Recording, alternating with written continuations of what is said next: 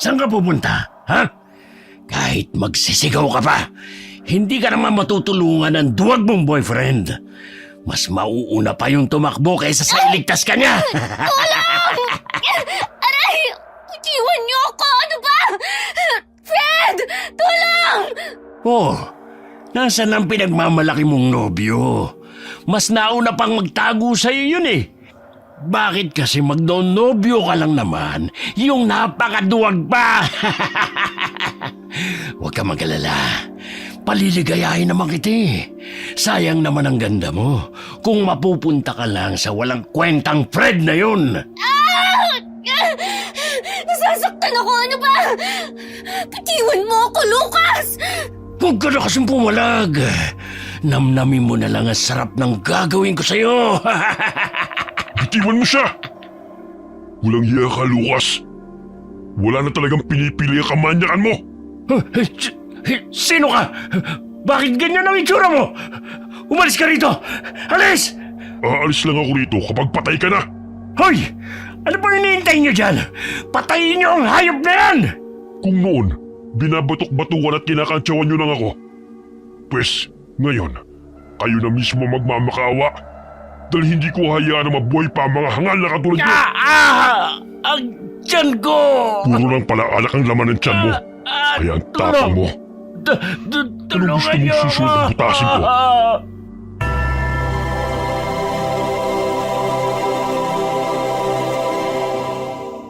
Nagulat si Fred nang bigla siyang hampasin ni Lucas sa likod habang nagdidilig ng mga gulay sa taniman ni Mang Ismael.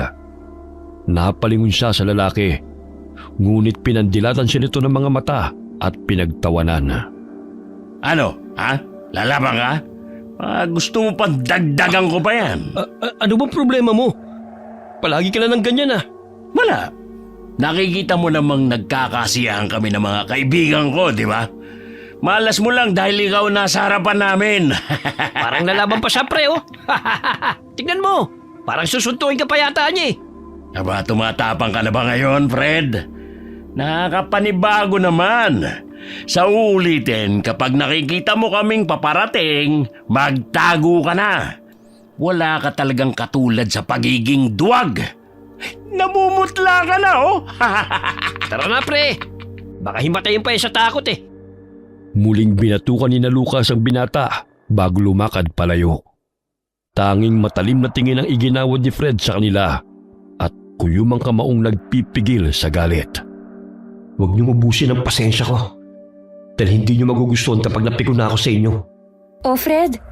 Parang pinagkakatuwaan ka na naman nila. Wala talagang magawa si na Lucas kundi ang pagdiskitahan ka. Bakit kasi ayaw mo silang labanan? Namimihasa tuloy ang mga yan. Hayaan mo na sila. Mapapagod din sila sa pagtitrip sa akin. Halika na, kumain na tayo.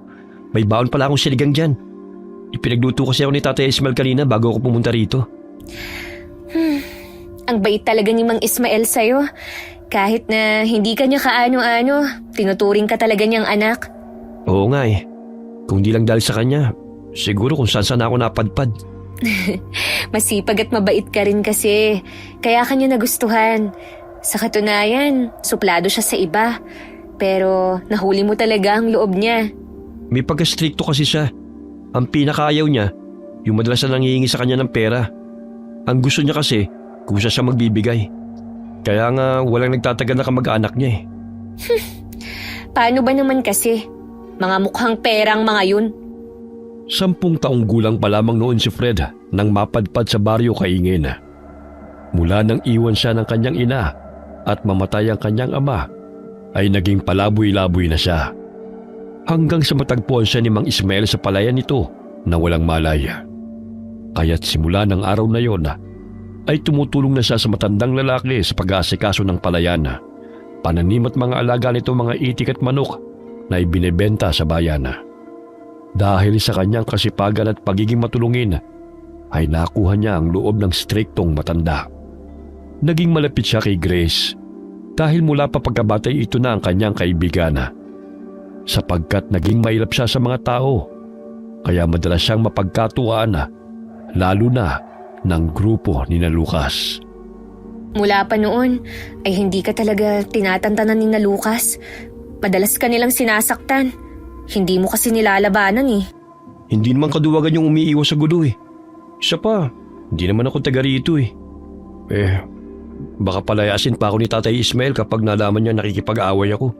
Wala na ako mapupuntahan kapag nangyari yun. Sila naman tong naunang manakit sa'yo ah. Umiwas na lang tayo sa kanila. Wala tayong mapapala sa mga taong yun. Kahit anong iwas mo, sila talaga ang naghahanap ng gulo eh. Hayaan mo sa susunod. Kakausapin ko sila ng maayos. Yun ay kung makikinig sila sa'yo. Lalo na't mga loko-loko yung sina Lucas eh. Matapos nilang kumain ay nagpahinga sila sa kamalig. Natanong ni Fred ang di magkanda-ugaga na si Mang Isko sa pagbubuhat ng 2 sako ng mais. Dali-dali siyang lumabas at tinulungan ng matandang lalaki. Malapit lamang doon ang bahay nito, kaya't hinatid niya ang 1 sako ng mais sa bahay ni Mang Isko. Pagbalik niya sa kamalig, narinig niya ang pagtatalo ng kanyang kasintahang si Grace laban sa mga lalaki. Ano ba Lucas? Lumayo nga kayo sa akin.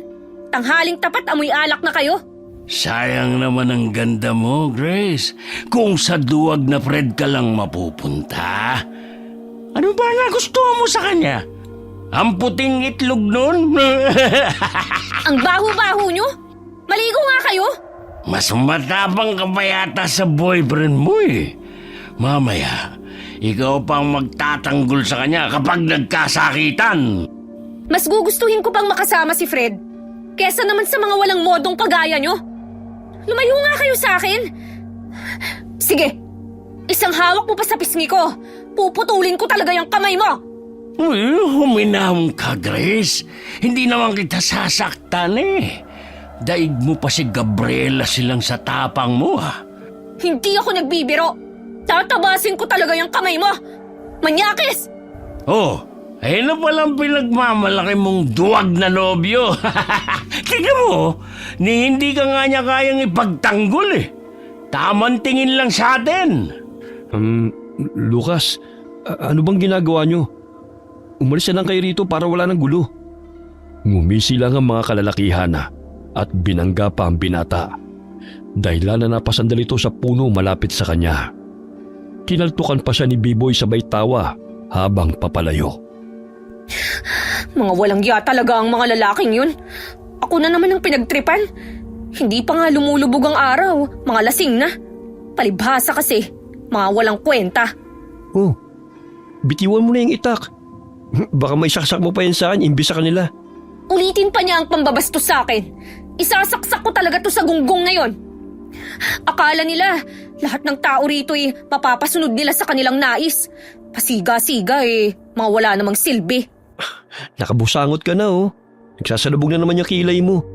Tsaka yung piski mo parang kulay sili na namumula. Nakakainis kasi sila O sige na, kukunin ko na muna yung mga inaning palay para maisalansan ko na rito sa kamalig. Para naman makauwi na tayo. Iiwan mo lang dito? Mamaya, nakawin pa yan. Nandiyan naman si Mang Dani na tauhan ni Tatay Ismael. Siya na magbabantay sa mga inaning palay. Papakainin ko pa kasi yung mga itik at manok At saka magdi-deliver pa ako ng mga itik maming 2:00 sa palengke. Sasamahan na lang kita. Wala naman akong gagawin sa bahay Baka uminit na naman ang dugo ng nanay mo sa akin. Hindi yan. Tapos na akong maglaba kahapon. Kaya makakagala na ako ngayon. Aba, ang galing Nang makauwi ay nadatna ni Fred si Mang Ismael na nagpapakain ng mga alaga nitong hayop. Kaya't dali-dali niya itong tinulungan. Ako na rito, Fred. Patapos ko na naman pakainin ng mga ito yun na palang 4 na itik na pinapahatid ni Ambo. Lulutuin pa kasi nila yan bukas para sa kaarawan ng anak niya. Sige po, Tay. May papabili po ba kayo sa palengke? Bumili ka na lang ng tinapay para pang merienda mamaya. Puro saging at kamote na lang kasing kinakain natin Para mabago naman. Sasamahan po ko ni Grace, Tay. Maga pa naman po Sige po, alis na ho kami. Nakapagpaalam ka na ba, Ining, sa nanay mo? Mamaya maghuramentado na naman yun dito. Alam mo naman yun, ayaw niyang dumidikit ka kay Fred. Hayaan niyo na po si nanay. Hindi na po ako bata para pagsabihan niya kung sino ang dapat kong samahan. 25 na ako pero parang 10 taon ang trato sa akin. Ay, naku. Alam mo namang gusto niya makapag-asawa ka ng mayaman. Samantalang si Freddy simpleng magsasakang katulad ko lang. Malaya po akong mamili kung sino ang mamahalin ko. Hindi na po hawak ni inay ang puso ko. Ay, sa bagay. Hoy, mag-iingat kayo, ha? Opo, Tay. Matapos nilang maihatid ang mga itik kay Mang Ambo, gumala sila sa palengke at naghanap ng mga bestida na babagay kay Grace. Mahal, anong kulay ang gusto mo? Mamili ka na, oh. Ay naku, hindi na. Tsaka wala akong dalang pera dito eh. Meron akong pera dito. May naipon naman ako eh. Gusto mo ba ng kulay pula at rosas na yon? Parang bagay sa'yo, no? Ay hindi na. Itago mo na lang ang pera mo. Sa susunod na buwan na lang ako bibili kapag nabenta na ang palay na inani ko. Sige na, huwag ka na mahiya. Hindi naman kita bibilan kung wala akong pera eh. Sige na nga. Nahihiya pang pumili ang dalaga hanggang sa maisukat niya ang 2 bestida na kulay rosas at pula. Mas lalong lumabas ang kagandahan ni Grace. Wow! Ang ganda ng mga damit. Salamat Fred ha. Mahal na mahal mo talaga ako. Mas gumanda nga yan dahil ikaw ang nagsuot eh. Parang modelo ka na nga oh. Bumili ka na rin ng brief mo. Nakita ko kasi sa sampayan kahapon. Parang susuko na ang garter nun eh. Oo nga pala, munti ko na makalimutan. Tuwing anihan lang kasi tayo nakakabili. Kaya nga, bilhan mo rin ang sarili mo. Hindi yung ako na lang palagi ang iniisip mo. Ay, yung tinapay pala na pinabibili ni Mang Ismael, baka makalimutan na rin ha? Naalala ko yun. Masayang umuwi galing palengke magkasintahan, bit-bit ang kanilang pinamili. Nakakasalubong na naman nila sa daan ang grupo ni na Lucas. Kinuwelyuhan nila si Fred at pinagtatawanan.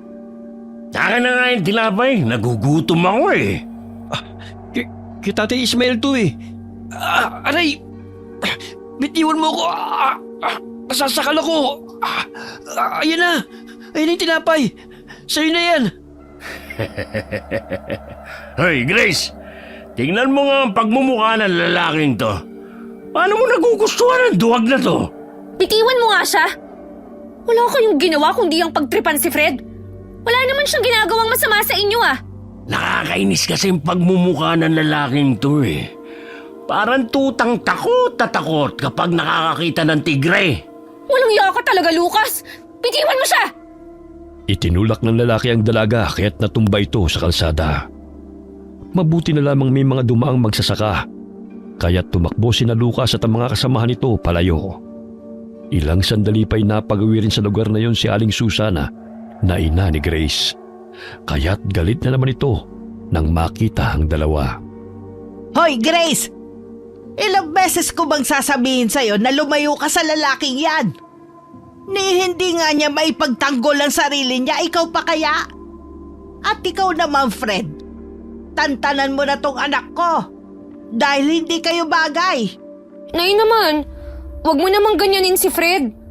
Masipag, mabait, tsaka higit sa lahat, responsableng tao siya. Hindi kita pinalaki para lang mag-asawa ng dukha. Doon ka na babagay sa anak ng amiga ko na nakapag-aral sa Maynila. Ihahatid ko na po si Grace sa bahay niyo, Aling Susan. Kaya niya ang sarili niya. Ang laki ng mga binti niya para hindi siya makauwi ng bahay. Huwag mo sanayin ang anak kong makasama ka. Dahil kahit sa panaginip, hindi kita gustong maging manugang. Tama na, Nay. Huwag mo namang pahiyain si Fred sa maraming tao. E di hamak na mas matino siya kaysa sa mga lalaking nirereto mo sa akin. Matanda na po ako, Nay. Hindi na po ako bata para diktahan sa mga desisyon ko. Kahit uugod-ugod ka na, nanay mo pa rin ako. Kaya ako masusunod. Halawe, sa bunutan pa kita riyan eh. Napabuntong hininga na lamang ang binata sa pambubulyaw ni Aling Susan sa kanya. Sanay na siyang tinatrato ng ganon dahil ang baba ng tingin nito sa kanya. Tanging elementarya lamang ang kanyang natapos dahil mas pinili niyang tumulong kay Mang Ismael sa sakahan at sa pag-aalaga ng mga hayop. Gayunpaman, ay marami-rami na siyang naiipon na pera na hindi alam ng karamihan. Sige na, Fred. Sasama na lang ako kay nanay. Pero maraming salamat sa bestida, ha? Huwag mong pakinggan ang sinasabi niya. Alam mo namang senior citizen na yan. Kaya kung ano-ano ang iniisip. Sige, mag-iingat ka, mahal. Anong binubulong-bulong niyo pa riyan, ha? Sasambunutan na talaga kita, Grace. Sinabi ko na sa'yo na lumayo ka na sa lalaking yan eh. Dinudot-dot mo pa talaga yung bibig mo sa mukha niya. Uuwi na nga po, Nay. Palingon-lingon pa si Grace sa kinaroroonan ng nobyo habang naglalakad sila ng ina. Kinurot pa siya nito nang mapansin siyang kumakaway pa sa binata. Napangiti na lamang ng mapakla si Fred at pinagpagang nadumihang damit nang matumba siya sa lupa. Malalim ang kanyang iniisip habang papauwi ng bahay. Naalala niya ang tagpo at habili ng namayapa niyang ama bago ito pumanaw.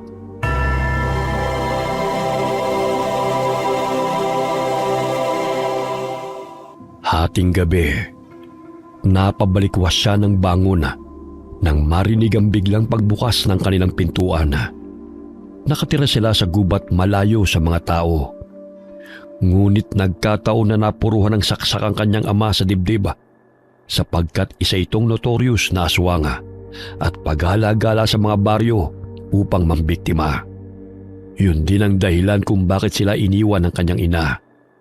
Ngunit dahil bata pa hindi pa niya lubos na maintindihan ang lahat ng pangyayari. Tay, anong nangyari sa inyo? Bakit may mga saksak kayo? Anak, pagpasensyahan mo na. Hindi ko napigilan ang aking sarili na matakam sa bagong silang na sanggol. Nararamdaman ko ng aking katapusan. Pero ipangako mo sa akin na huwag kang gumaya sa akin, anak. Huwag mo kong gagayahin. Mangako ka sa akin, anak. Opo, Tay. Pinapangako ko po. Mamuhay ka ng normal para hindi ka iwan ng mga taong mahal mo. Kagaya ng ginawa ng nanay mo sa atin. Tay, sandali at kukuha lang ako ng halamang gamot. Tay, pakiusap, huwag niyo po akong iwan. Anak, hindi na ako magtatagal. Mahal na mahal kita, anak. Magpakalayo-layo ka sa lugar na ito. Umalis ka na. Tay, pakiusap, gumising po kayo. Dali-daling lumabas ng bahay ang batang si Fred nang mapansin ang mga sulo at mga taong papalapit sa kanilang bahay. Sigurado siyang nasundan ng kanyang ama, kaya't dumaan siya sa bintana upang tumakas dahil papatayin rin siya ng mga ito kapag naabutan siyang naroon sa kubo. Nagtago siya sa mga talahib habang tinatanawang nasusunog nilang bahay. Matapos nasabuyan ng isang lalaki ng gas at sindihan ito, kasamang natupok ng apoy ang katawan ng kanyang ama na kilalang mabagsik na aswang. Nahinto ang malalim niyang iniisip nang marinig ang boses ni Mang Ismael. Oh, iyo. Parang ang lalim naman ang iniisip mo, ha? Ay, nakabili ka ba ng tinapay? Tay, pasensya na po. Kinuha po kasi ni Lucas. Napagtripan na naman po ako eh. Paliw talaga ang mga batang yun. Hindi na nga nakakatulong sa mga magulang nila, perwisyo pa ng baryo. Maglalaga na lang po ako ng saging, tay. Buti na nga lang, naitabi ko yung pera eh. Kaya hindi nila nakuha. Ilang beses na silang inirereklamo sa barangay. Wala pa rin talagang pagbabago. Nanggugulo pa rin sa mga tao. Huwag na po kayong ma-high blood sa kanila. May araw din yung mga yun. Makakatagpo rin sila ng taong di sila uurungan. Kaya hindi sila nagpapakita sa akin eh. Dahil lalabanan ko sila. Maiba ako.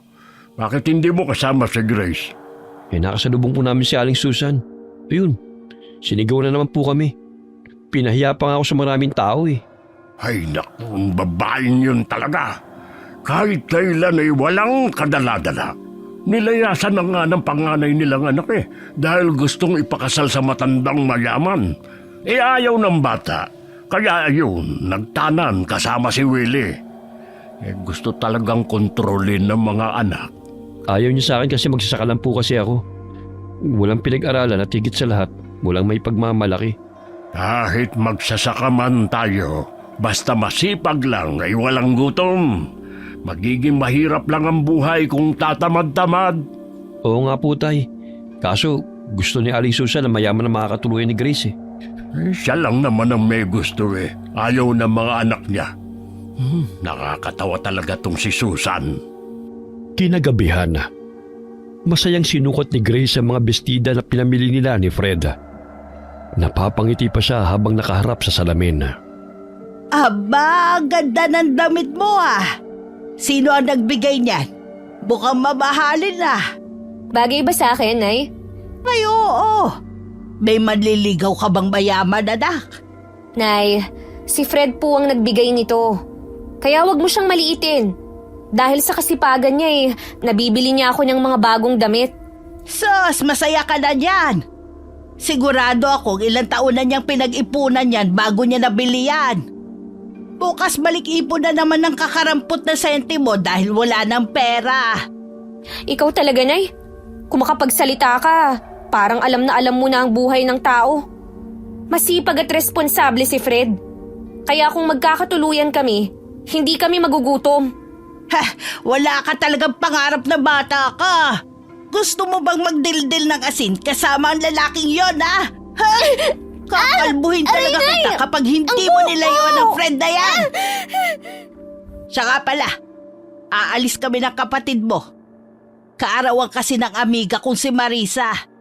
Tapos kararating din ng asawa niyang si Iman. Tsak may sabon at lotion na naman na ibibigay yun sa akin. Gagabihin ng tatay mo sa pag-uwi, kaya magsaing ka na. May daing pa naman dyan kung darating ang tatay mo na wala pa kami. Okay po, Nay. Naiwang mag-isa si Grace sa kanilang bahay. Matapos niyang makapagluto ay muli siyang bumalik sa kanyang kwarto at sinuklay ang mahaba niyang buhok. Mula sa bintana ay napansin niyang dumaan sina Lucas at ang 4 na kaibigan nito. Sumisipol at nakaharap sa kanya. Ang ganda-ganda mo naman, Grace Parang ang bango-bango mong tignan. Napakamanyakis talaga ng lalaking yan. Oh, wag mo nang isara yung bintana. Naaliw pa kaming pagmasdan ng kagandahan mo Umuwi na nga kayo. Gabi na Parang mag-isa ka lang dyan Gusto mo samahan ka namin? Wala naman kaming gagawin sa bahay Umuwi na kayo. Hindi ko kailangan ng kasama. Muling sinarado ng dalaga ang bintana. Ngunit pinigilan yun ni Lucas at ni B-Boy. Kinabahan si Grace hanggang sa tuluyang mabuksan yun ng mga lalaki. Malayo-layo ang mga pamamahay, kaya't malakas ang loob ng mga kalalakihan na sugurin ang dalaga. Bago pa man makasigaw si Grace, ay tinakpan na ng una ni B-Boy ang kanyang muka at sinikmuraan siya ni Lucas, dahilan na mamilipit siya sa sakit. Huwag dito, tol. Mamaya may makakita sa atin dito. Doon natin siya dalhin sa walang tao. Bay, gumagana talaga ang utak mo sige na, dali mo na ang pakipot na babaeng yan. Bitiwan niyo ako. Saan niyo ako dadalhin? Dahil sa naramdamang sakit ay nawala ng malay si Grace at nagtagumpay sina Lucas na dalhin siya sa kamalig. Tila ba'y mga asong ululang mga ito na sabik sa laman. Naglalaway pa si Lucas habang nanlilisik ang mga mata na nakadagan kay Grace. Pinunit ito ang damit ng dalaga hanggang sa tumambad sa paningin nito ang hubad na katawan ni Grace. Aray, ang sakit ng katawan ko. Gising ka na pala. Mabuti naman para maramdaman mo ang sarap. Lucas! Anong gagawin niyo sa akin? Layuan niyo ako! Huwag ka maingay. Kung ayaw mong pagpiestahan ka ng walang buhay bukas, hindi naman masakit ang gagawin ko sa iyo eh. Kikilitiin lang naman kita. Tulong! Ah! Tulungan niyo ako! Fred! Nanay! Tulong! Nakakatawa ka naman. Tinatawag mo pa talaga yung nobyo mong duwag, ha? Kahit na marinig ka pa noon, hindi ka niya ililigtas dahil matatakutin ang kupal na yon. Aray ko! Patiwan niyo ako! Ano ba? Mga hayop kayo! Pakawalan niyo ako rito! Sige, sumigaw ka para mas masarap. Dahil walang makakarinig sa'yo. Lucas, bilisan pa naman, tol. Para naman matikman din namin siya. Maghintay ka. Atat ka masyado eh. Pigilan niyo ang kamay niya. Pumapalag pa eh. Pakiusap! Tigilan mo yan, Lucas! Demonyo ka! Pakawalan niyo ako rito! Halos mamaos ang dalaga. Ngunit binusalan ng mga lalaki ang kanyang bibig at sinuntok pa siya ng paulit-ulit. Lulong sa droga ang mga ito. Kaya't halos walang kapaguran na pinagnasaan ang katawan ng dalaga. Tumulo na lamang ang kanyang luha at tahimik na umiiyak. Dahil pagod na siya sa ginagawa ng mga kalalakihan sa kanya.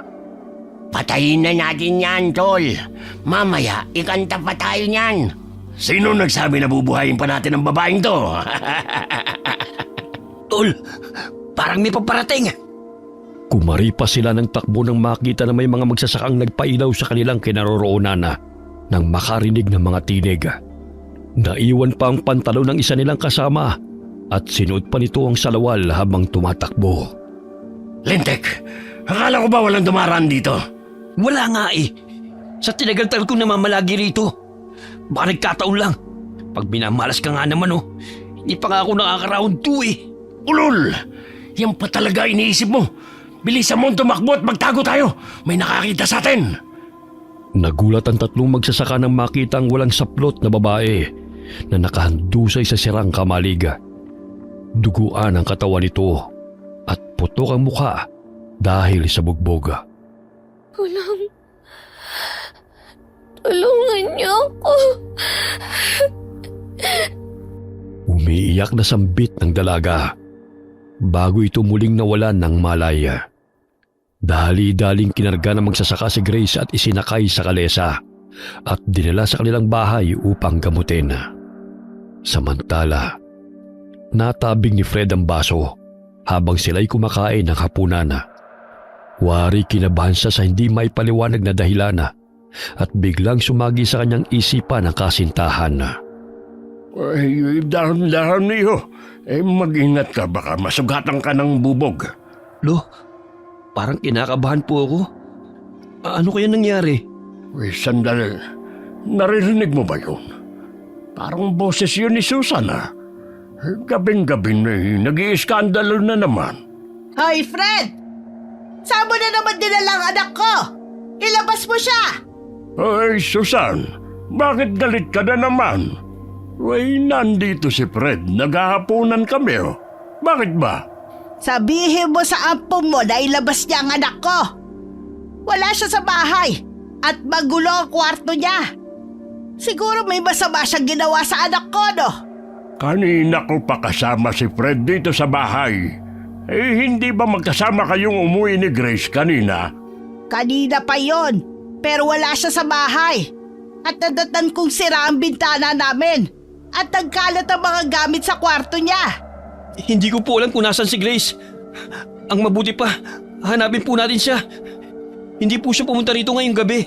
Sa oras na malaman kung may kinalaman ka sa pagkawala ng anak ko, malilintikan ka talaga sa akin, Fred. Wala nga po alam sa sinasabi niyo. Ano walang alam?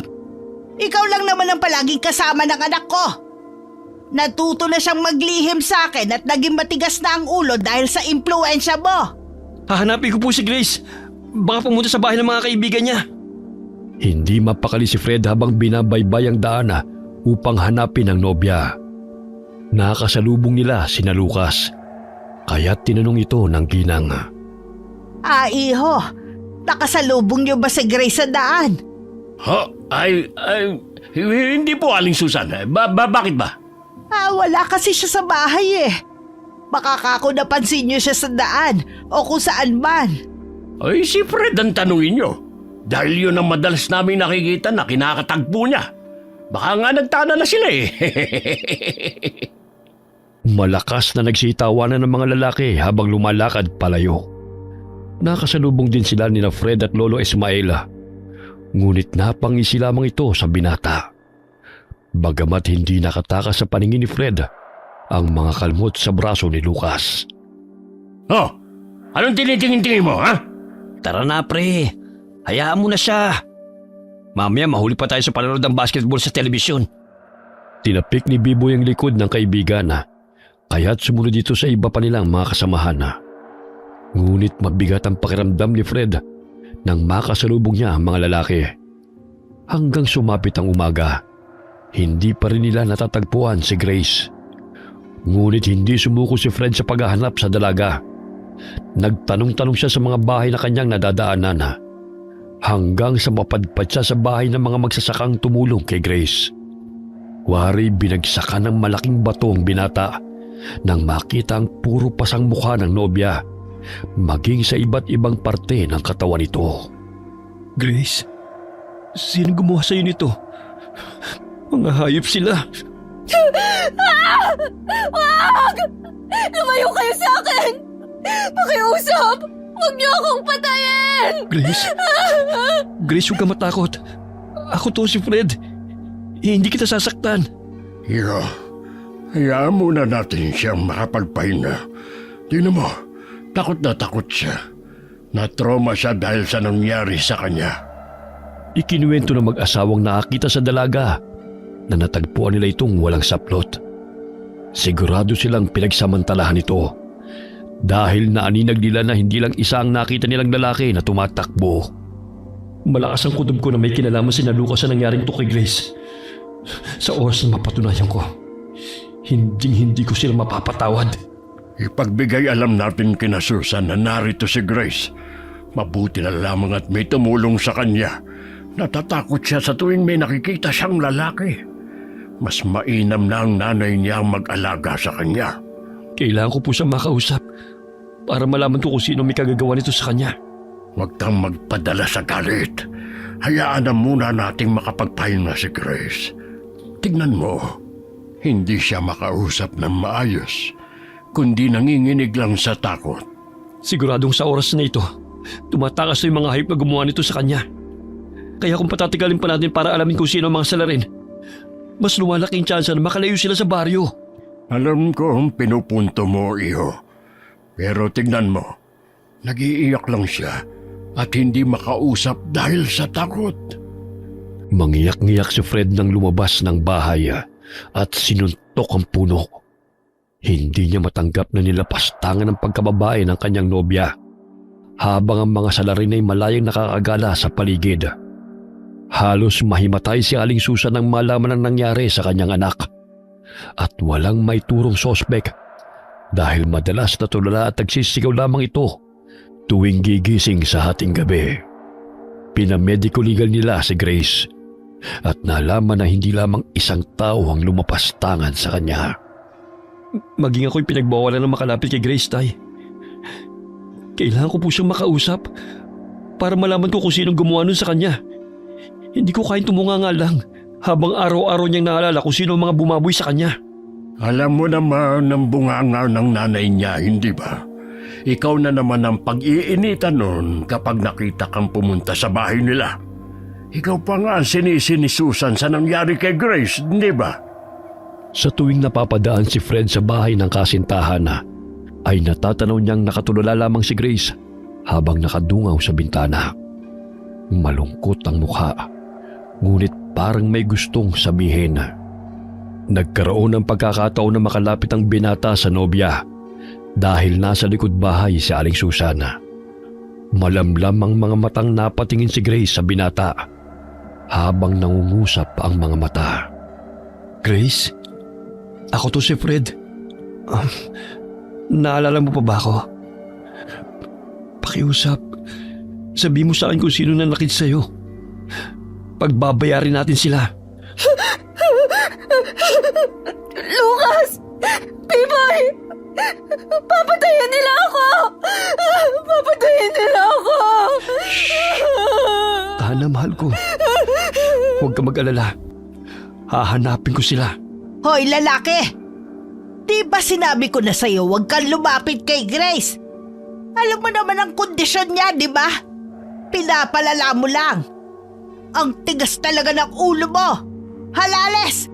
Lumayas ka! Aray, tama na, Aling Susan. Gusto ko lang po ibigay itong bulaklak kay Grace, oh. Ang sakit yun naman mangurot.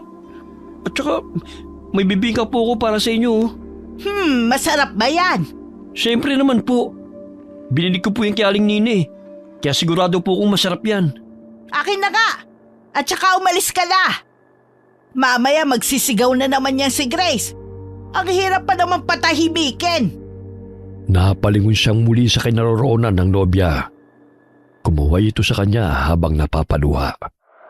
Hindi siya nagkamali sa kanyang hinala na sina Lucas ang lumapastangan sa pagkababae ni Grace. Wala na rin ang mga ito sa baryo, maging ang mga kaibigan nito. Kinagabihan na. Hinasa ng mabuti ni Fred ang itak na kanyang ginagamit sa sakahan. Hindi siya makatulog sa labis na pag-iisip kung paano susugurin sina Lucas. Iyo, ipagpabukas mo na yan.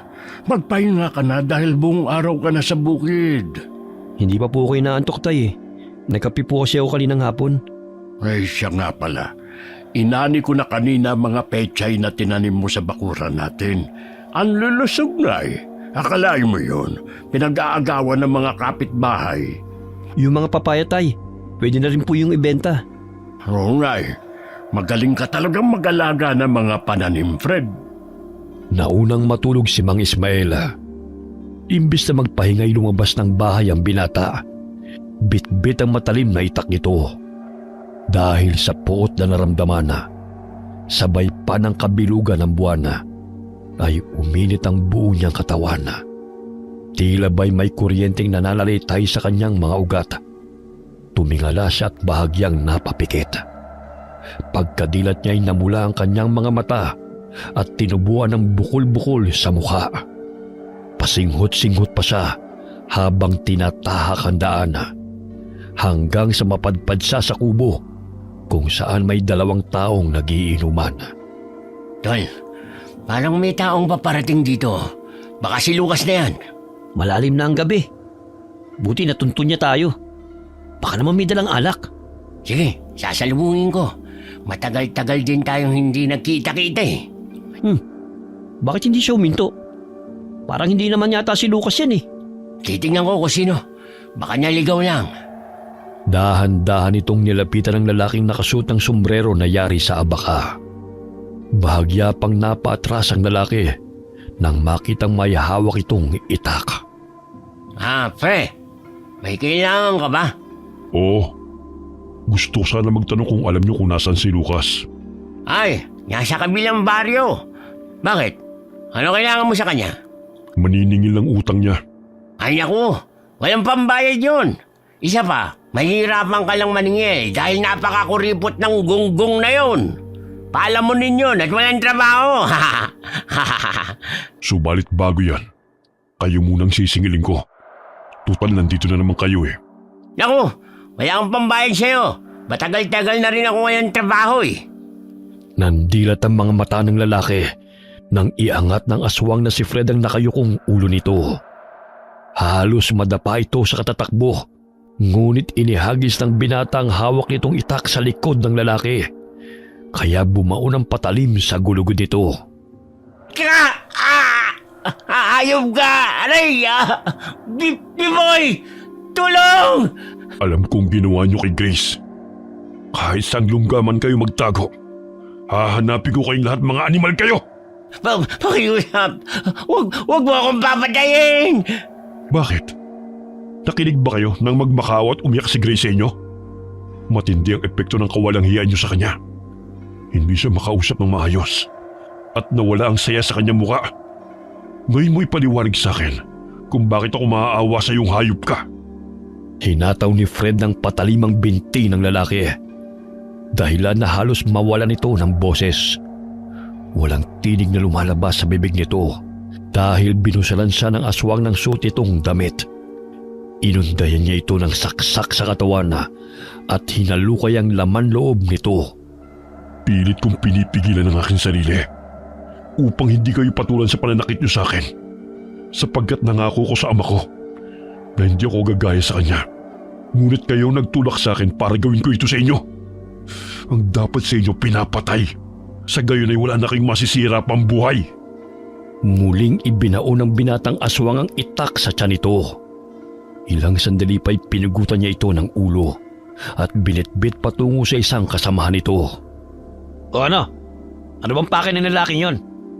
Ba't parang pinadidinig akong humahangos? Ano? Bakit parang naging pipiki na yata dyan? Sino ba kinakausap mo? Ako ba o siya? Sino ka? Anong ginawa mo sa kaibigan ko? Bakit parang nanginginig ka yata? Gusto ko lang namang makausap kayo eh. Tignan mo, mahimbing na natutulog lang ang kaibigan mo. Hindi. Pinugutan mo siya ng ulo. Lumayo ko sa akin. Pakiusap. Huwag mo akong patayin. Wala akong ginagawang masama sa'yo. Talaga bang wala? Alalahanin mo nga mabuti kung talagang mabait kang tao. Dahil kung masisiguro kung wala kang atraso sa akin, hindi kita itutulad sa kaibigan mong to. Sino ka ba, ha? Hindi kita kilala. Kaya alam kong wala akong kasalanan sa'yo. Ngumisi ng malapad si Fred at humarap kay B-Boy. Umatras ito nang makita ang nakakasindak niyang mukha. Hindi siya nito nakilala bilang si Fred na madalas nilang pagkatuwaan na isang duwag na binata. Nilapitan niya ito at halos wala ng boses ang lalaki dahil sa matinding takot. Hindi mo pa rin ba ako nakikilala? Si Grace na alala mo? Kung paano niyo siya pinahirapan at pagkatuwaan? Ngayon, ipararamdam ko sa inyo kung paano ang hirap na dinanas niya mula sa kalupitan niyo. Hindi ko siya ginalaw. Maniwala ka! Napaatras pa si B-Boy at tumakbo upang magtago sa kasukalan. Ngunit pasinghot-singhot ang aswang na si Fred na inaamoy ang lalaki. Nanginginig na ang buong katawan nito dahil sa takot. Galingan mo magtago dahil kapag nahuli kita, doble ang hirap na ipaparanas ko sa'yo. Ito na ang bangungot niyo, mga hangal! Bakit alam ng aswang na yun ang tungkol kay Grace? May lahi bang aswang ang babaeng yun? Kaya ipinaghihiganti niya? Huli ka! Paano ba yan? Hindi ka magaling magtago? Binigyan na kita ng pagkakataong tumakas. Pakiusap! Huwag mo kong patayin! Hindi ko magagawa ang binibintang mo sa akin! Inutusan lang naman kami ni Lucas na dalhin si Grace sa kasukalan. Pero siya yung humalay kay Grace! Maniwala ka! Hindi na mapigilan ng aswang na si Fred ang sarili, kaya't sinampal niya si B-Boy. Nagmarka pa ang mahaba niyang kuko sa pisngi ng lalaki nang masugatan niya ito. Aray! Bakit ba ayaw mo maniwala sa paliwanag ko? Si Lucas ang patay mo, huwag ako! Akala mo ba? Hindi ko alam na hindi lang isang lalaki ang bumaboy kay Grace, kundi marami. Pinagpiestahan niyo ang katawan niya. Kaya ang dapat sa inyo ay tadtarin ng pinong-pino. Tinadyakan siya ng aswang dahilan na mapasubsob na naman ang lalaki sa lupa. Halos gumabang ito dahil sa pamimilipit sa sakit. Inapakan pa ni Fred ang likod nito at tinusok ng itak ang binti nito dahilan na malakas itong sumigaw. Ngunit dahil malayong lugar na yon sa mga tao, ay hindi maririnig ang panaguhin nito. Pakiusap!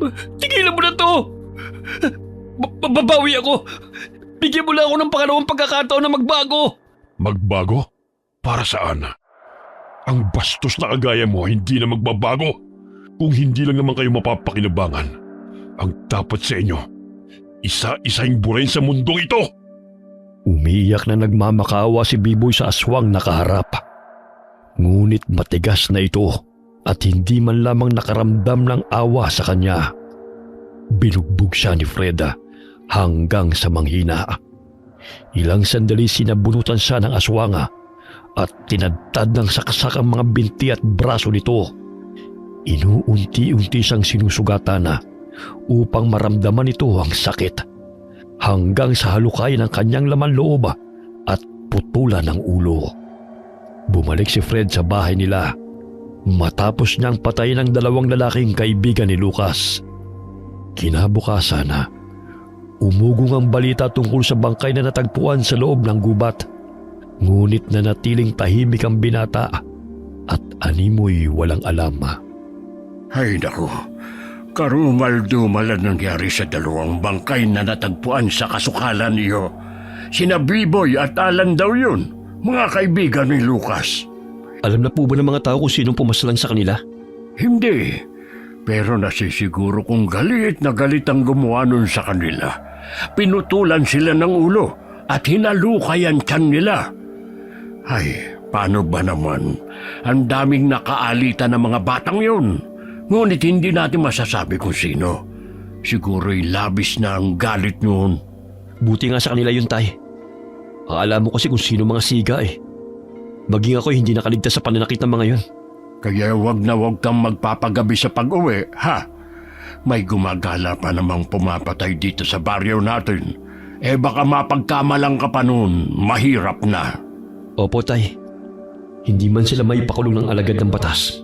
Pwes, ako mismong maniningil sa kanila sa pagsira nila sa buhay ni Grace. Hindi ako papayag na basta lang tatahimik at tignan ang kalagayan ng mahal ko. Samantalang sila hindi man lang nakukonsensya. Walang araw na hindi niya binibigyan ng bulaklak si Grace. Kahit papano'y naging masiglang mukha ng dalaga sa tuwing nakikita siya nito. Nandito ka na naman! Ang tigas din naman ng bungo mo, no? May papaya po akong dala para sa inyo, Aling Susan. At saka, gusto ko lang po sanang ibigay itong rosas kay Grace. Aalis din naman po ako kagad dahil may aasikasuhin pa po ako sa palayan. Matamis ba to? Ay, opo naman. Kapipitas ko pa lang po niyan kanina sa puno. Sige na. Puntahan mo na si Grace. Basta umalis ka kagad, ha?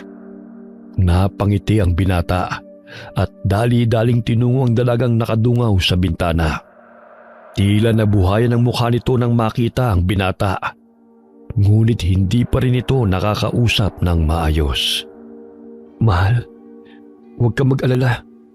Sinisigil ko na sila sa lahat ng kahayupan na ginawa nila sa'yo. Kahit saan man sila magtago, hahanapin ko silang lahat. Lalo na ang Lucas na yon. Lucas! Demonyo siya! Siya ang hayop! Mahal, miss na kita. Hindi ko man alam kung paano ko ibabalik ang dati mong sigla. Pero lahat ay gagawin ko para makausap ko ulit ng maayos. Mahal na mahal kita. Itong rosas para sa'yo. Hindi ba paborito mong bulaklak yan? Ngunit muling tumahimik na naman si Grace matapos na sambitin ang pangalan ni Lucas. Marahan niyang hinaplos ang pisngi ng dalaga at hinalikan ito sa noo. Hoy, Fred! Akala ko ba magbibigay ka lang ng bulaklak? Bakit may pahalik-halik ka pang nalalaman dyan? Alis na nga po ako, Aling Susan. Sige, Grace. Bukas ulit, ha. Paalam. Loko-loko ka talagang bata ka. Pasimple ka lang, ha. Akala mo hindi kita binabantayan. Kahit papano'y hindi na gaanong mahigpit ang ginang sa binata. Dahil alam nitong nagiging masiglang mukha ni Grace sa tuwing nakikita nito si Fred. Hindi na ito gaanong matatakutin kagaya ng dati, na halos walang tigil sa kakaiyak at kakasigaw dahil sa takot. Kaya't pumayag na lamang siya na bisitahin ni Fred ang dalaga. Nadaanan ni Fred ang mga taong nagkukwentuhan.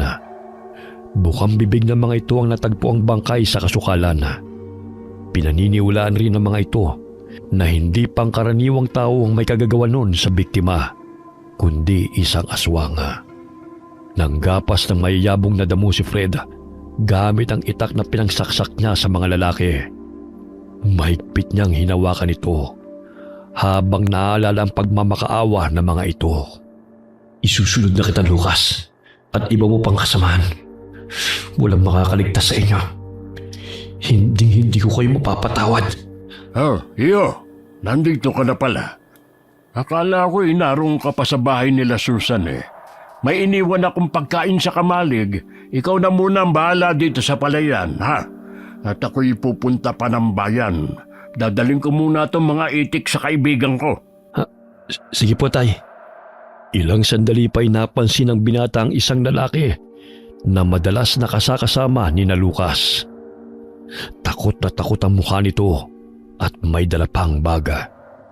Huminto si Fred sa pagagapas ng mga damo at pasimpleng lumakad patungo sa kalsada. Nabangga siya ng lalaking natatarantang lakad takbo na animoy may tinatakasan. Dahan-dahan lang. Malawak naman ang daan eh. Mukhang nagmamadali ka yata. Nagsalubong ang kanilang paningin. Ngunit ang nooy tumatawa at maangas na lalaki ay binalot ng takot. Nabitiwan pa nito ang baga, kaya't natataranta pa nitong dinampot yun at muling binangga si Fred. Sige lang, tumakbo ka hanggang gusto mo. Baka huling araw mo na ito. Isusunod na kita sa mga kaibigan mo, mga asal hayop. Gabi-gabing lumalabas ng bahay si Fred na hindi nahalata ni Mang Ismael dahil mahimbing itong nakakatulog. Sa tuwing magigising naman ito'y sarado ang kwarto ni Fred, kaya hindi niya naiisipang umaalis ng bahay ang binata. Dahil sa pagiging aswanga ay naging malakas ang pang-amoy niya, kaya't madali niyang natutunto ng mga taong nais niyang puntahan. Naunang tinungo ng binata ang kinaroroonan ng lalaking kasamahan ni na Lucas. Napabalikwas ito ng bangon nang may marinig ng mga kalaboga. Pagdungaw nito sa bintana ay agad siyang tinaga ni Fred sa mukha. Aray! Naaamoy ko ang baho ng pagkatao mo. Kaya kahit saan ka man magtago, ay matutuntong kita. Sino ka? Ano ba kailangan mo sa akin? Ang pagbayarin ka sa kawalang hiyaan mo. Parang nakalimutan mo na yata yung ginawa niyo kay Grace, ha? Kung ang mga kapulisan ay nagawa niyong takasan, pues ibahin niyo ko. Dahil ako mismong papatay sa inyo. Ha? Sinong Grace? Wala akong alam sa sinasabi mo! Nagkakamali ka yata! Hindi ako tanga para paniwalaan ka. Bakit ka natatakot na umalis sa baryo Kaingin kung wala kang gustong takasan? Ayoko lang matulad kina Alan at B-Boy. Wala akong alam sa mga pinagsasabi mo! Magmamaang-maangang ka pa talaga? Ang pinaka-ayoko ay sinungaling. Sinabi na ng mga kasamahan mo na kayong lahat ang lumapastangan sa babaeng pinakamamahal ko. Fred! Ikaw ba yan? Bakit nag-iba itsura mo? Nakakatawa naman pagmasdana na ang maangas na kagaya ninyo ay may kinatatakutan din pala. Sinakal siya ng aswang. Dahilan naman dilat ang mga mata nito. Pilit pa nitong sinusuntok ang aswang na si Fred, ngunit hindi niya ito maabot. Ilang sandali pa'y binagsak siya nito sa lupa. Dahilan na tumama ang ulo nito sa bato. Aray! Hindi ko akalain na may pagkademonyo nga, Fred. Sana pinatay mo na lang kami noon pa. Kaso ako nang papatay sa inyong lahat ngayon. Dodoblehin kong pasakit ninyo. Anong gagawin mo? Ilayo mo yung itak. Hindi magandang biro yan. Hindi ka naman makakaramdam ng sakit kung patay ka na. Kaya ngayon pala magdasal ka na. Dahil hindi na kita bubuhayin pa. Demonyo ka! Tama na! Sakit! Hiniwa-hiwa ng aswang ang laman ng lalaki. Pumalahaw ito sa sakit ng mga sugat. Maya-maya'y nanghina ito. Tuluyang hinalukay ng aswang ang tiyan nito gamit ang patalima bago pinugutan ang ulo. Itinali pa niya sa puno ang katawan ng lalaki bago umalis. Bit-bit ang putol na ulo nito. Nagpatuloy siya sa paglalakad hanggang sa mapadpad siya sa bahay na tinutuluyan ni Lucas. Mahimbing na natutulog ang lalaki sa kubo. Malakas siyang kumatok, kaya't nagising ito at nayayamot na bumangon. Nang marinig niyang papalapit na ito sa pintuan, agad niyang inilapag ang ulo ng biktima sa tapat ng pintuan nito bago nagtago sa likod ng puno. Tignan ko lang kung hindi ka mabaliw na hinayupa ka. Papahirapan muna kita bago kita patayin. Pinapangako kong pagsisisihan mo ang ginawa mo kay Grace. Buwisit naman to. Sino ba na dyan? Natutulog na ang tao nang iistorbo ka ba? Teka, ano ito? Bakit parang lansa ng amoy? Pungas-pungas na dinampot ni Lucas ang bagay na nakalapag sa harapan ng pintuan. Bigla nitong nabitiwan ang ulo nang makilala na pagmamay-ari yun ng kanyang kaibigan. Hindi. Ulo yan ni Jose. Sino may kagagawa nito sa kanya? Hindi maaari ito. Patay na rin si Jose. Kagaya na Biboy at Alan. Marahil ako na isusunod na pumaslang sa kanila. May takot ka rin palang gunggong ka. Pues, tutubukan ng nervyos sa gagawin ko sa'yo. Hoy! Sino nandyan? Magpakita ka! Akala mo ba natatakot ako sa'yo? Harapin mo ako! Nandilat ang mga mata ni Lucas nang maninaw ang lalaking papalapit sa kanya. Hawak pa nito ang itak na may bahid ng dugo. Kumurap-kurap siya nang bigla itong mawala sa kanyang paningin. Saan na pumunta ang taong yun? Bakit niya pinatay ang mga kaibigan ko? Hindi kaya naghihiganti siya dahil sa ginawa namin pagsasamantala kay Grace. Pero sino ang lalaking yun? Imposible namang si Fred dahil napakaduwag ng lalaking yun. Hinahanap mo ba ako? Bakit parang namumutla ka na yata? Sino ka? Bakit pinatay mo ang mga kaibigan ko? Hindi ka pa nakontento. Pinugutan mo pa ng ulo. Pasalamat ka dahil hindi ko sila masyadong pinahirapan tulad ng gagawin ko sa'yo. Kumatapang ka! Huwag kang magkubli sa kadiliman, duwag! Duwag? Sino sa atin ngayon ang duwag? Gayong parang nanginginig ka na yata sa takot. Dahil ba nag-iisa ka na lang? At wala ka ng mga kasama na handang tumulong sa'yo? Inangat ni Fred ang kanyang mukha, kaya't gano'n na lamang ang pagkagulat ni Lucas nang makita ang pangit niyang mukha. Nadulas pa ito nang maapakan ng malapot na dugo sa pintuan. Saan ka pupunta? Akala ko ba ihaharapin mo ko? Bakit natatranta ka na? Sige, lumapit ka! Dahil tatabasin ko rin yung ulo mo! Kala mo siguro, ikaw lang ang marunong ano? Kinuha nito ang itak sa dingding at dinuro-duro sa kaharap na aswang. Ngunit nagtaka siya nang bigla na namang nawala ito sa kanyang harapan. Ang bilis niyang mawala. Nasaan na kaya siya? Takot din palang walang yang yon. Ako? Takot? Sino nagsabi? Bakit bigla ka nalang pasulbot-sulbot? Anong klaseng aswang ka? Hoy, nandito ako. Paano ba yan? Hindi mo ko natatamaan ng patalim mo. Kulang ka sa ensayo, Totoy. Sinuswerte ka lang, buwisit ka! Ilang tao na ang pinatay ko at ikaw ay susunod ko! Talaga? Sandali, at may regalo pa ako sa'yo. Ano na naman ang dala nun?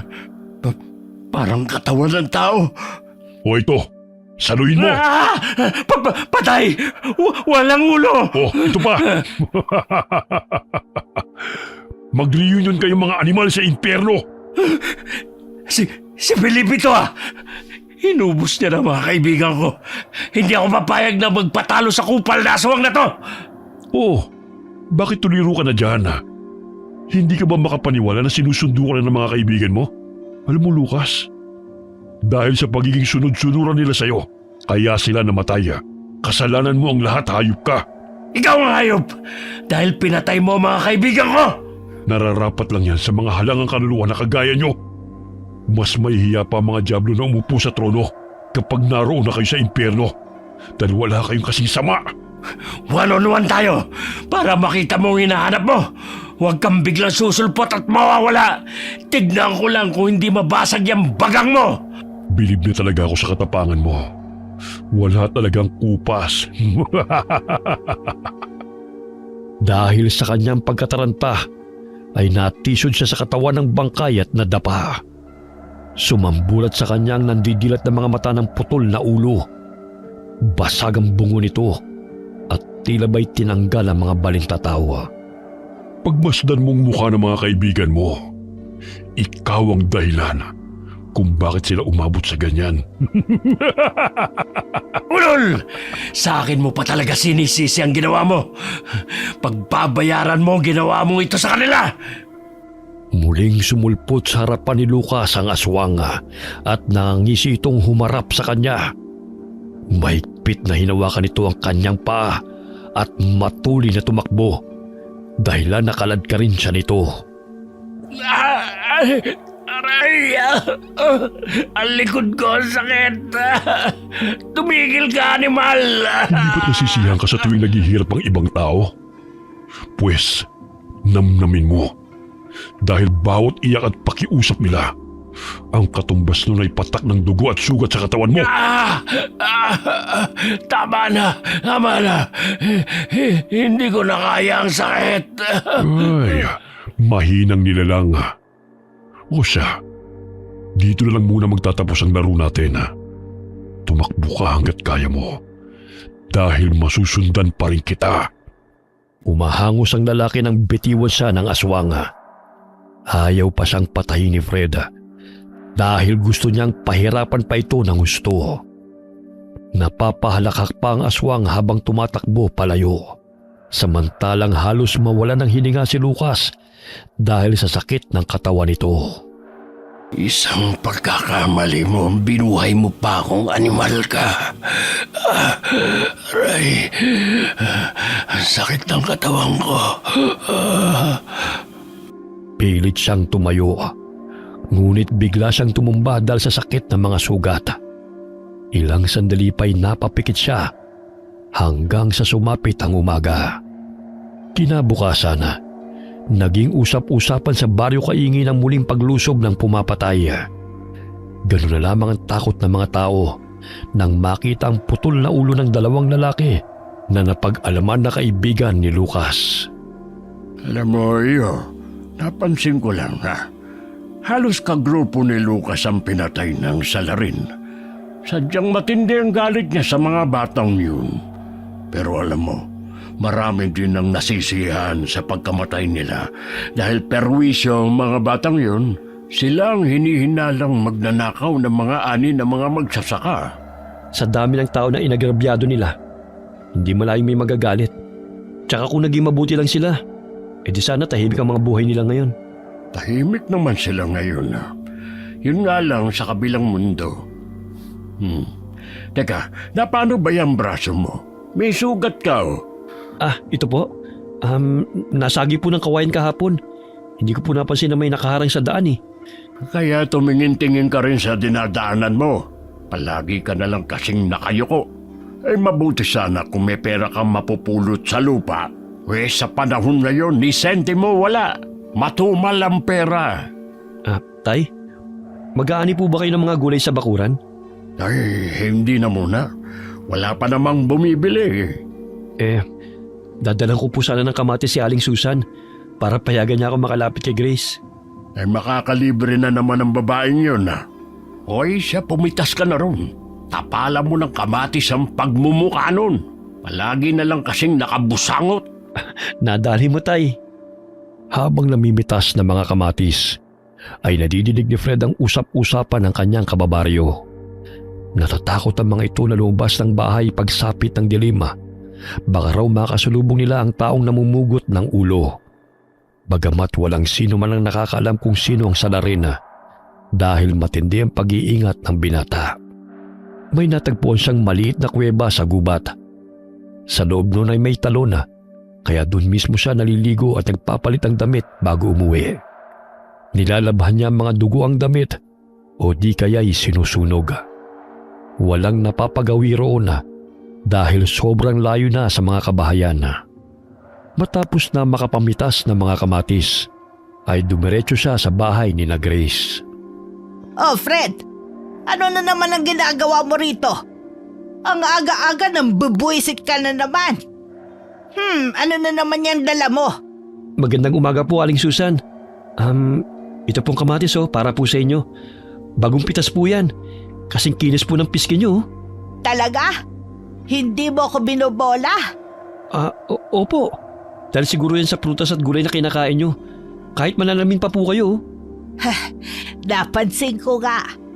Dagdagan pa ng imported na lotion at sabon na ibinigay ng amiga ko. Kaya siguro pumuti ako. Sige na, puntahan mo na si Grace. Kausapin mo baka magsalita na yon.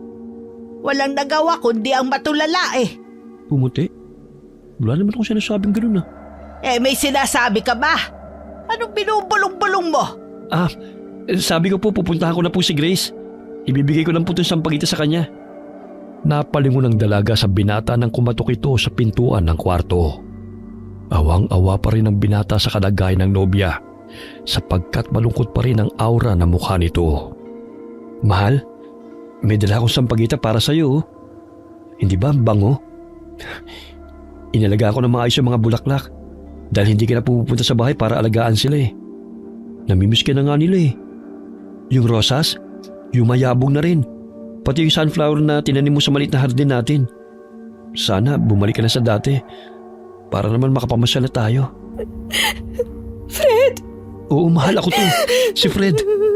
Pinagsamantalahan nila ako. Hindi na ako nararapat sa'yo. Dahil lang dumi-dumi ko na. Mahal, nakakapagsalita ka na. Salamat naman kung ganun. Mahal na mahal kita. Kahit ano man ang nangyari sa'yo, hindi nabawasan ang pagmamahal ko. Kaya huwag ka mag-isip ng kung ano-ano ha. Dahil hindi ko magagawang iwanan ka. Sinira nila yung damit na binili mo sa akin. Patawarin mo ako, Fred. Hindi ako nag-ingat. Shh! Huwag ka nang umiyak. Makakabili tayo ng maraming damit. Ang importante, buhay ka. Pinapangako ko na wala nang mananakit sa'yo ulit. Fred, huwag mo akong iiwan. Natatakot ako na baka balikan nila ako. Hindi na mangyayari yun dahil patay na sila. Patay? Sinong pumatay? Ha? Sa dami ng mga taong nakaalitan nila at saka nagawa ng masama. Siguro isa sa mga yun ang nagalit. Pinahid ng binata ang mga luha na umaago sa pisngi ng nobya at mahigpit niya itong niyakap. Malaking tulong ang presensya at pagtanggap ng binata kay Grace upang unti-unting maghilom ang lahat ng sakit na nararamdaman nito. Kumain ka na maayos ha. Huwag ka magpapagutom. Hindi pa kasi dumadaan yung naglalako ng mga kakanin eh. Kaya hindi pa ako nakakabilang pasalubong sa'yo. Ayos lang. Hindi pa ako nagugutom. Ayan nga ang pandesal at pansit oh. Alis na muna ako. Bibilang kita ng makakain. Pagkalabas ng binata sa bahay ni na Grace, ay may mga matang nakatingin sa kanya. Naririnig din niya si Aling Susan na nakikipagtalo sa dalawang babae na kinikilalang tsismosa sa baryo. Hay, maghinay-hinay kayo sa pinapakalat niyong chismis ha. Baka basagin ko pa yung mga bibig ninyo. Hala, kung wala kayo masasabing maganda, lumayas kayo sa tapat ng bakuran ko. Gusto niyo lang dagdagan ng problema ko, no? Aling Susan, kanina lang po masaya kayo ha. Bakit galit na naman kayo? Ayan si Fred. Sa kanya mismo niyo sabihin ang gusto niyong ipakalat. Sa itsura niyang yan, kaya ba niyang pumatay? Kahit nagatakot patayin ng bokong na yan. Tao pa kaya? Hindi porke na malapit siya sa anak ko. Siya na ang pagbibintangan yung pumatay sa mga taong napapabalitang lumapastangan sa anak ko. Aling Susan, pumasok na po kayo sa bahay niyo. Hayaan niyo na po sila. Mamaya mapano pa kayo dahil sa galit niyo. Yung mga babaeng yan ang pagsabihan mo. Dahil pinagkakalat nila na ikaw daw ang salarin sa pagpatay ng mga lalaking pinugutan ng ulo. Ay, bakit naman po ako? Hindi ko magagawa yun. Hindi lingid sa kaalaman nila na mabilis na kumalat ang balitang hinalay si Grace. Kaya't gano'n na lamang ang haka-haka na isa sa kapamilya o malapit sa dalaga ang siyang may kagagawa ng patayan sa baryo. Kumalma na po kayo, Aling Susan. Hindi po nakakabuti yan sa ganda nyo. Sanay na po akong hinuhusgahan ng mga tao eh. Pero kung wala po silang sapat na pruweba, edi hindi po totoo yung mga binibintang nila sa akin. Palibhasa, matatabi lang mga dila. Sige, i-chismis niyo ang anak ko. Dahil kung sa inyo mangyari ang nangyari sa kanya, ewan ko lang kung makakayanan ninyo. Namumula sa galit ang ginang na sinugod ang dalawang babae upang hampasin ng walis.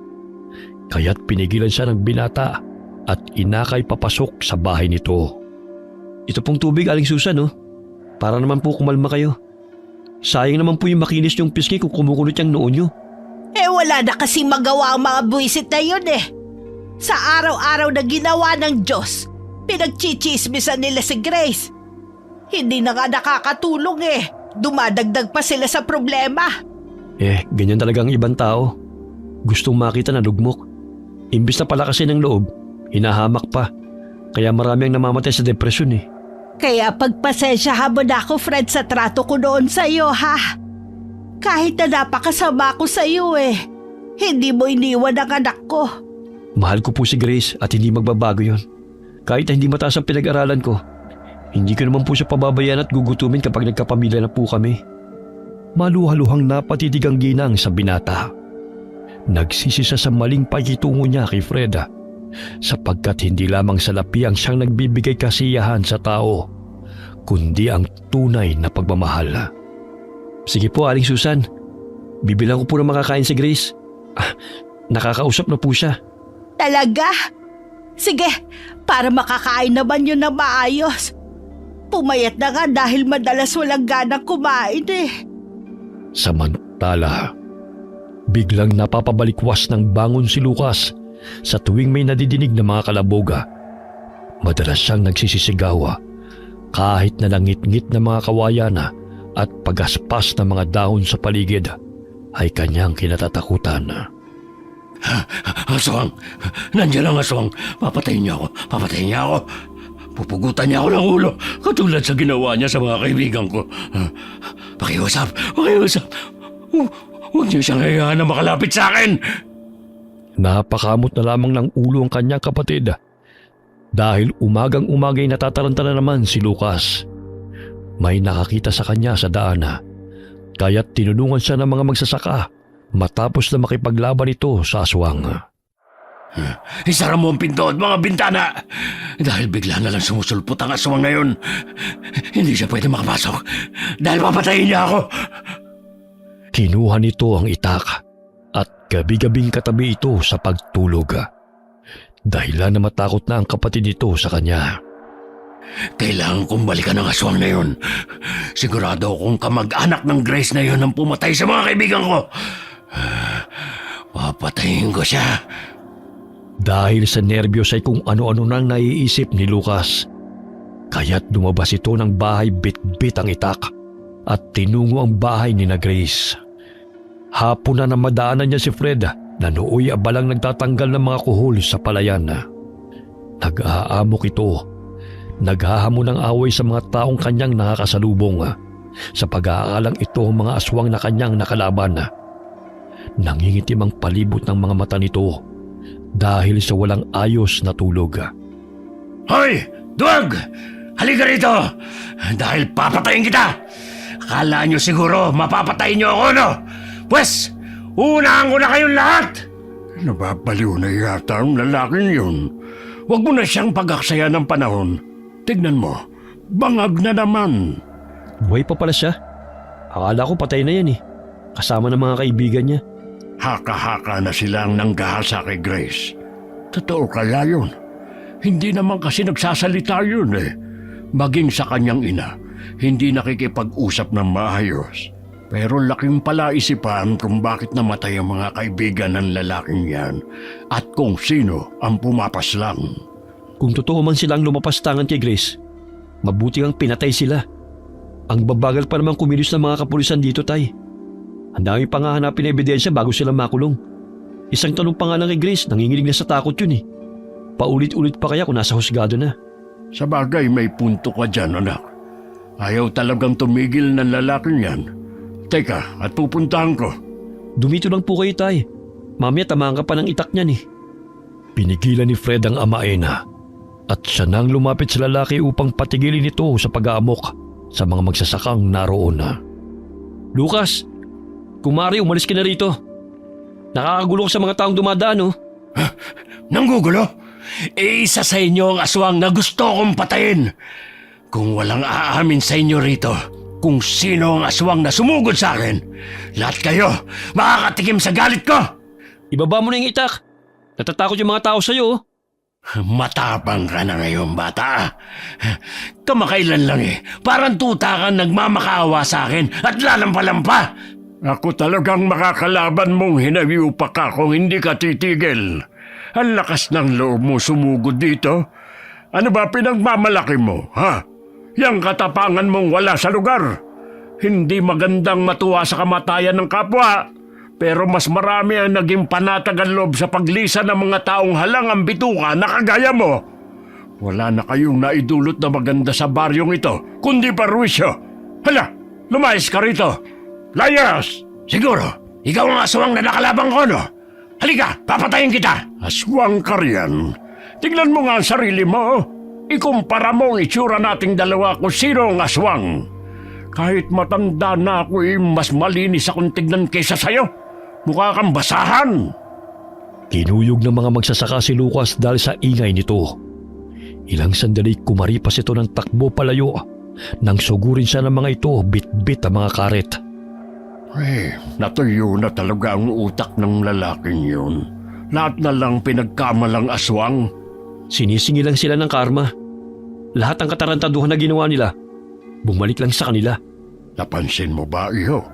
Simula nung umalis sila sa baryong to'y natigil ang nakawan. Oo nga po, tay. Kung sino man ang pumaslang sa mga loko-lokong mga kasamahan ng Lucas na yun, magpasalamat tayo sa kanya.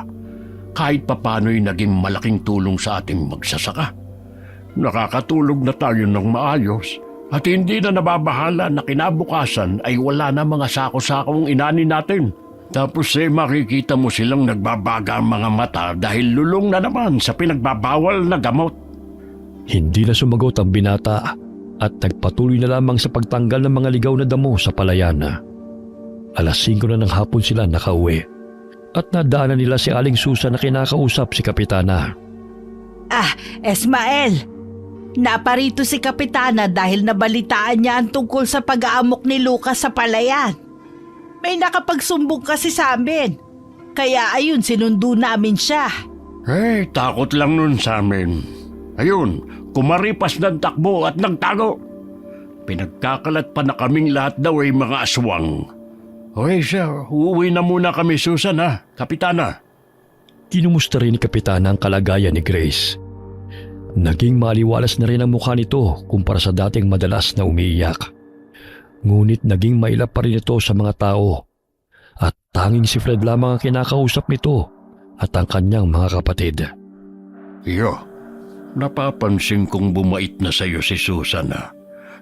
Noon kapag nakita ka niya, salubong na agad ang kilay.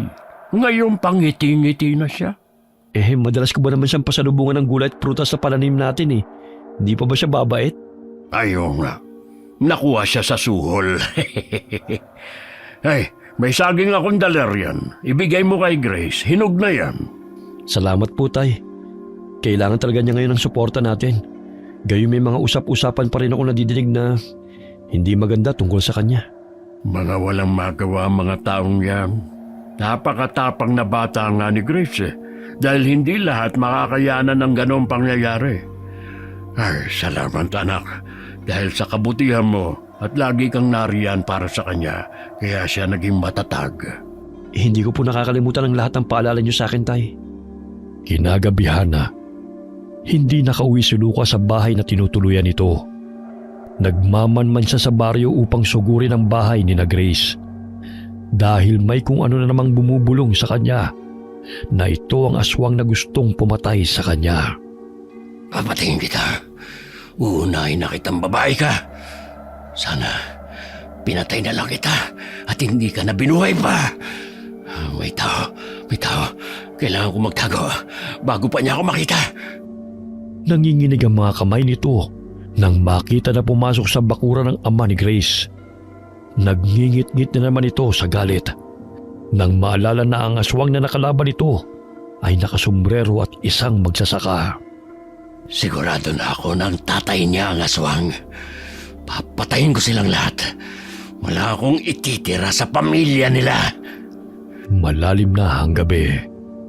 Dahan-dahang lumapit si Lucas sa bahay ni na Grace at binuksan ito ang bintana. Napabalikwas ng bangon si Aling Susana nang makarinig ng mga kalaboga. Bigla siyang napasigaw ng bumulaga sa kanyang harapan ang balbas saradong lalaki. Aswang! Anong aswang? Ha? Kayong pamilya ng mga aswang, kaya papatayin ko kayong lahat, lalo na yung asawa mo! Umalis ka rito, animal ka! Mga kapitbahay! Tulong! Tulungan niyo kami! Mahimbing na nakatulog ang asawa ni Aling Susana dahil sa pagod sa trabaho. Hinataw siya ng itak ng lalaki, ngunit nakailag ito ng akmang yayakapin ang ginanga. Kaya't nagalit si Lucas nang hindi nito natamaan ang ginanga. Sa inis ng ginang ay sinipa nito ang lalaki, kaya't natumba ito sa lupa. Akala mo makakapasok ka rito, ha? Hintayin mo lang ako at may kalalagyan ka talaga sa akin! Ah! Oo, ayan! Saluhin mong ihi! Sa laula ka matanda ka! Pwe! Ka! Parang naluloko pa yung ihi! Ang panghe! May ihi bang mabago? Ang bobo mo rin, no? Tatayo pa sana si Lucas nang biglang may napansin siyang anino na nasa kanyang tabi. Nandilat ang kanyang mga mata nang masiguro na yun ang aswang na kanyang hinahanap. Nabaling ang kanyang paningin sa bagong gising na asawa ni Aling Susana. Kaya't nagkamali siya na ang pamilyang yun ay mga aswang. Hindi ang asawa ng babaeng yan ang aswang? Pero sino ka? Walang sagot siyang narinig. Ngunit ngumisi ito sa kanya at mahigpit na hinawakan siya sa paa at hinila patungong kasukalan. Nagsisisigaw si Lucas upang humingi ng tulong. Ngunit imbis na tulungan ng mga tao, siya pa itong hinabol ng mga tao sa pangunguna ni Aling Susana. Sumugod ka pa talaga rito. Gusto mong ituloy natin ang nalalapit mong kamatayan, ha? Sino ka na nagtatago sa dilim? Papatayin ko kayong lahat sa baryong to. Hindi ako titigil hanggat hindi ko kayo naubos. Baka nakakalimutan mong pinagbigyan lang kita. Dahil kayang-kaya kitang patayin kahit noon pa man. Pero mga tao na hahatol sa'yo. Sapagkat galit na galit sila sa'yo, Lucas. Duwag ka! Dahil ginagamit mo ang pagkaswang mo para labanan ako. Man-to-man tayo! Suntukan para malaman natin kung sino malakas! Huwag mo na akong daanin dyan. Dahil alam kong traitor ka. Ayaw mo lang talaga na makipagsuntukan dahil matatalo kita! Binatukan siya ni Fred, kaya't nabunggo ito sa puno ng yoga. Kahit na nagkabukol na'y muli nitong sinugod ang aswang at hinataw ng itak. O di ba madaya ka? Gusto mo ng suntukan? Pero tatagain mo ko. Hindi ka maayos na kausap, Lucas. Ginagalit mo talaga akong demonyo ka! Mahuli lang kita! Babalatan kita ng buhay! Gusto mo bang gawin ko yan sa'yo ngayon para mabago naman? Binibigyan mo lamang ako ng ideya kung paano kita pahihirapan. Tanga! Muli nitong sinugod ang aswang na si Fred, ngunit hindi pa rin ito matamaan. Hanggang sa mapagod siya sa kakatakbo at paghataw ng patalim sa binatang aswang. Oh, yan lang ba ang kaya mo? Pagod na pagod ka na. Paano mo ko mapapatay niyan kung lalampa-lampa ka? Humihina na ang tuhod mo. Wala ka nang ginawa kundi ang paglaruan ako. Puputulin ko yung ulo mo. Makikita mo! Muling tinadyakan ng aswang si Lucas, ngunit nagkaroon ito ng pagkakataon na mahataw ang paa ng aswang, kaya't nadaplisan ito sa binti.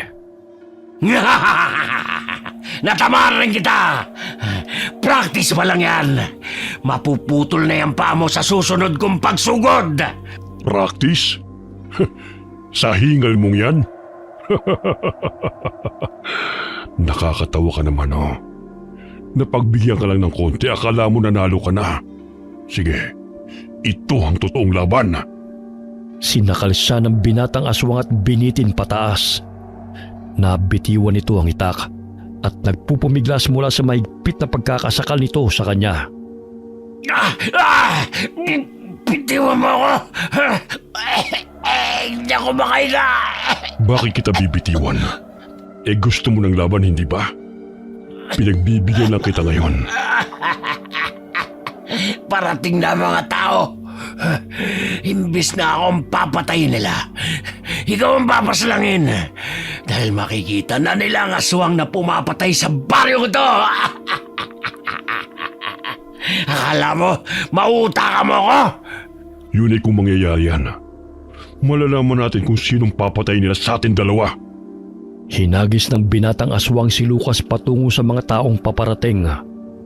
Napasubsob pa ito sa malulusog na dibdib ni Aling Susana dahil may katabaan ng ginang. Walang yaka!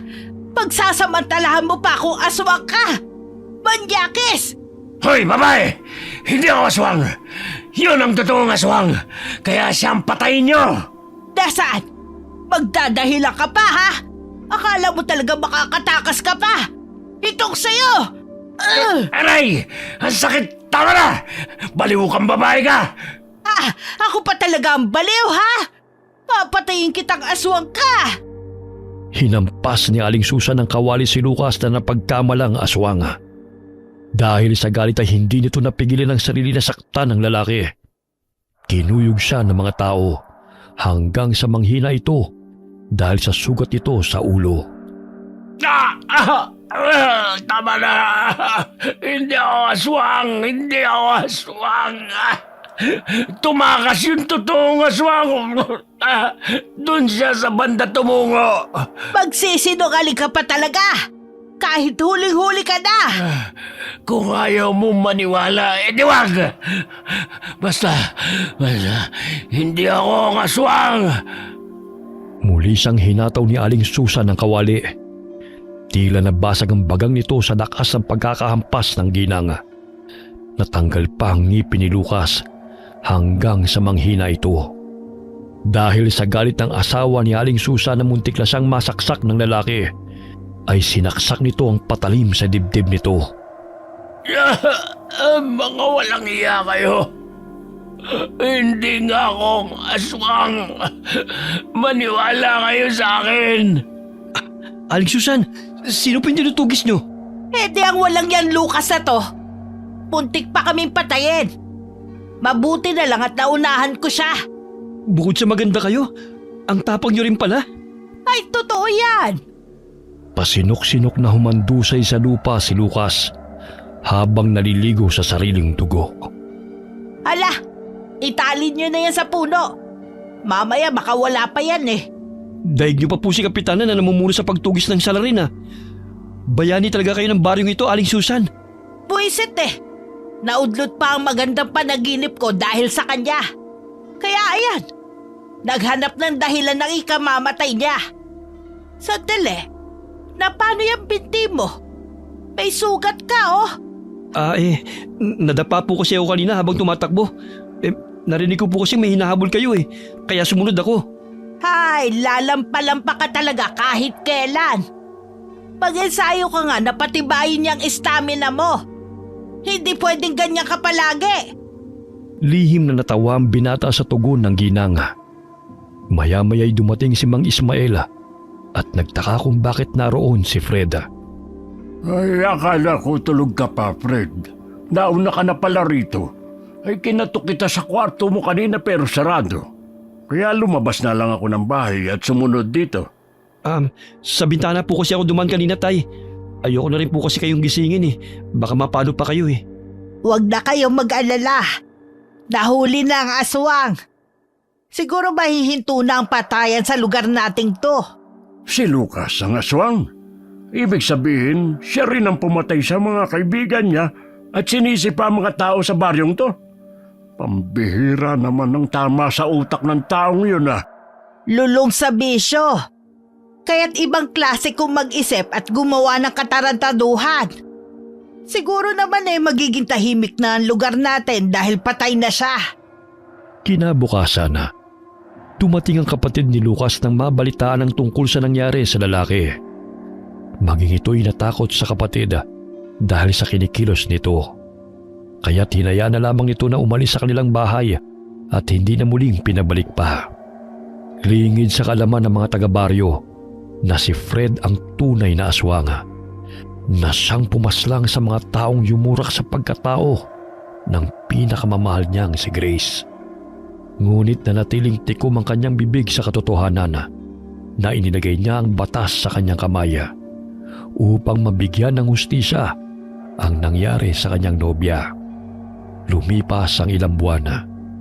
Nakakausap na ng maayos ang dalaga kahit na hindi pa rin ito madalas na lumalabas ng bahay. Tinanggap na rin ni Aling Susan na magiging manugang niya si Fred balang araw.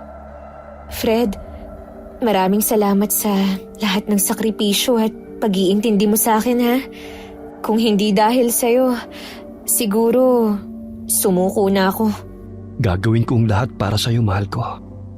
Mahigpit na niyakap ni Fred ang nobya habang napapaluha. Makalipas ang 1 taon ay nagpakasal sila at nabiyayaan ng anak. Labis ang sayang naramdaman ni Grace dahil sa kabila ng dagok na nangyari sa kanyang buhay ay may taong handang magsakripisyo at tumanggap sa kanya at mahalin siya habang buhay. Bagamat simula na magkaroon na si Fred ng pamilya, ay hindi na siya muling nagpalit ng anyo bilang aswang. Okay, sana po nagustuhan niyo ang kwento natin ngayon. Shoutout po tayo kina Mika Salvador, Julie Tapang, Analisa Chico, Diga Cristalin Navarro. Kamusta po kayo? Shoutout kina Sherlock Travis at Athena Catherine from Banlik. Hi kay Jen Esto from Hong Kong. Shoutout sa Urbano Sisters, lalo na po kay Cynthia Mel Urbano from Iñingan Dupax del Norte, Nueva Vizcaya. Hi po kay Clarissa Lazaro from Jeddah, Saudi Arabia. Hi kay Linda Tolinada from Kuwait. Hi kay Nick Nieva from Amman, Jordan. Hi kay Maria Benitez. Alright, marami pong salamat sa inyo and God bless po sa inyong lahat.